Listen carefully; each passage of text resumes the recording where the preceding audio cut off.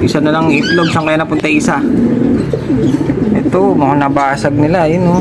Sa baba, merong isang itlog, mukhang nabasag. So ayun mga kasingko, bali ngayong araw na to update natin yung ating mga tinamaan ng one eye, yung mga pamimigay natin na tinamaan ng one eye mga kasingko, update natin dahil tingin ko medyo malakas yung tumama sa kanila. Sa bagay may sipon na, nabugbog pa mga kasingko, kaya update natin kung ano yung tsura na nila.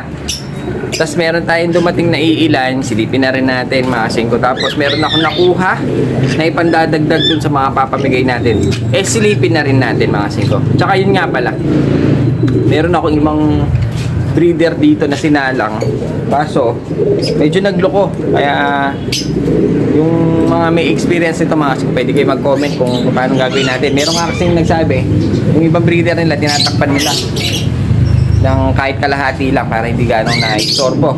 Kasi yung iba, medyo nagka-problema, yung ibang sinalang natin.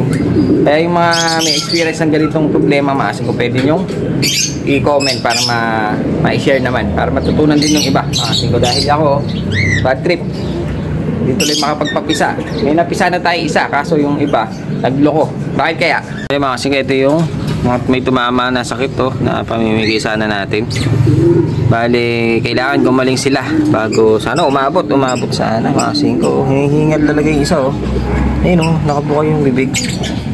Pero yung medyo nawala na. Tingnan natin itong isa. Ayun yung mga maganong mata nila medyo naalis na. Ayun, konti pa siguro kasi naka-isang take pa lang sila. Tingnan natin yung itim. Yung itim kasi sarado to nung kahapon bago natin painumin. Bali, ito yung itim mga kasingko. Tingnan nyo yung mata niya dahil nga nakipag-away pa yan. Ayan yung pamamaga wala na. Yung basa, kasi basang-basa ito kahapon yung basa wala na rin. Ayan medyo tuyo na siya bali yung sa bugbog na lang may mga sugat yung dahil nga nabugbog. Pero medyo okay na. Isang take pa. Titik pa natin ng isa. Nakita natin yung iba. Ito yung checker. Tingnan natin. Kung medyo nag-recover na sila. Ayan medyo nawala na yung maga. Tsaka yung basa. Kasi basang-basa ito nung binidyohan natin. Medyo natatanggal siya. Bali ang gamit natin, isang take pa yan. Iti-take pa natin sila. Hanggang 3. Para matanggal yung mga sipon tsaka sumigla.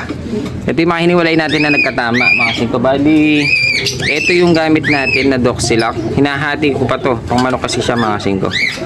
Medyo effective din. Kasi isang take lang natin medyo tumuyo yung kanilang one eye kasi basang-basa tsaka magang-maga. Ngayon, susundutin pa natin ng isa hanggang bukas. Kaya sana wag na madagdagan tong mga malulungkot na to. Mga naglulumbay to mga to nalulumbay. Parang nga. Bali, ito nga pala, silipin natin meron naman yung ating napakalupit na libreng cage na nakakasugat na na nga ako. Nasugat na nga tayo dito. Ito yung nagbagsak sa atin na dalawang puti. Ito daw pares mga kasingko, pares siya. Tapos doon pares din. Binagsaksakan kanina, lalabas na natin yan ito. Sana mabili ng pares-pares kasi minsan kailangan lalaki lang kaya nabibiyak yung mga magkakapares. Minsan babae lang kailangan, nabibiyak yung mga magkakapares. Kasi ang pares daw itong dalawang black check tsaka itong dalawang puti. Sana pag nabili pares-pares din. Sayang naman pair na 100 kung isa lang ang bibilin. Pag dalawa 180. May tawad kang 20, isang ka pa. So ay mga kasingko, silipin natin dito yung nakuha natin nung isang araw. Bali ito yung blue bar yung club ring. Tatabi na natin yan. Bali ang itatabi natin dito, ito kasi hindi kasama. Ito yung pares natin na patoline. Ayun nakita nyo yung paambibi. Lalo na itong kakain bali pangkip lang yan, pampaswerte mga kasingko. Kaya masyado naniniwala sa swerte, malas daw yun pero i-keep natin yan kasi parang gusto kong titignan ko kung namamana siya. Kapag nag-anak sila, tignan natin kung magiging paambibi rin. Patoline mga kasingko. Bali ito, nagtabi na naman ako ng pwede nating ipamigay. Ito, tatabi natin yan nakaklab. Itong kak na blue check tatabi natin nakaklab. Tsaka itong blue bar mga kasingko. Pero ito hindi. Baka ipamigay na natin yan. Commercial lang kasi. Ito collab rin tong tatlo. Ayan o, kasi ko, bago yan. Makita natin, ano to? May sandok dito talaga tong anak ko. Pero binabot pa yung pagkain, ano ba yan? Yung anak ko kasi talagang mahilig kakalikot dito. Tingnan, binabot niya yung conditioner. Ano ba yan? Oo, na ano na. Tumaba na. Sinasandok pa niya ako nagluluto ito ang anak ko. Pakakainin talaga ito mga kalapati. Mahilig magpakain yan eh. So ayan, bali ito i-out natin tong red check. Bebenta na natin yan. Lalagay natin sa pwesto. Ganon din ang presyohan. Tignan nyo naman ang ganda. 100 lang. Bali, ang i-keep ko lang itong blue bar, nakak, itong blue check, tsaka itong blue bar, white flight mga singko. Yan tatlo lang. Kasi itong dalawa, hindi natin ito ibebenta. Dahil yan yung mga patoline natin. Ayun o, tingnan mo. Nagutom tuloy itong ating patoline. Kaso punong-puno pa ng tubig, babad na babad. Anak ka na teteng o.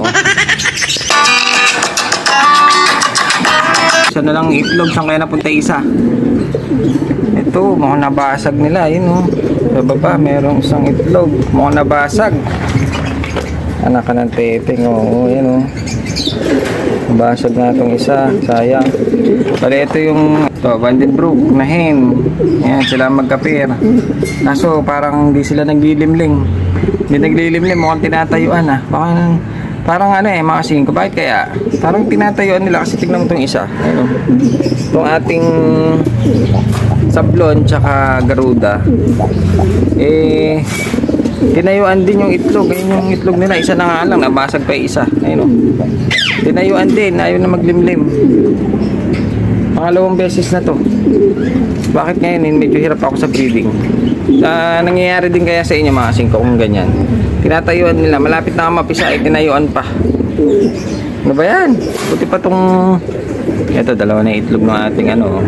Buti pa tong ating Vandenbroek tsaka sablon eh okay na. Kasi yung inakay nila eh dalawa, isa. Di ba? Laki na agad oh. Nakita natin to, litlip pa eh.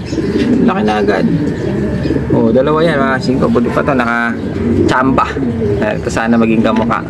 So ayan mga singko, pwede nyo i-comment mga singko yung mga experience nyo kung paano natin naiiwasan yung mga ganito. Kasi yung iba ko, papisa na lang eh, tinatayuan pa niya yung mga itlog. Eh, ilang beses na rin nangyari sa akin. Kaya ang tagal nga bago makapagpapisa. Isa pa lang na napipisa natin. At saka yung mga may experience kung paano natin gagamutin yung mga one eye. Tsaka yung mga ganyan na ano, kung anong mas effective pwede natin subukan dito. Kaya tatry natin mga singko para matutunan din ng iba mga kapanood mga singko. Yun, bali comment ko lang yung mga experience natin kung paano natin mapapasigla, mapaparami yung mga kalapati natin, tsaka maalis mga ganitong sakit. Comment na.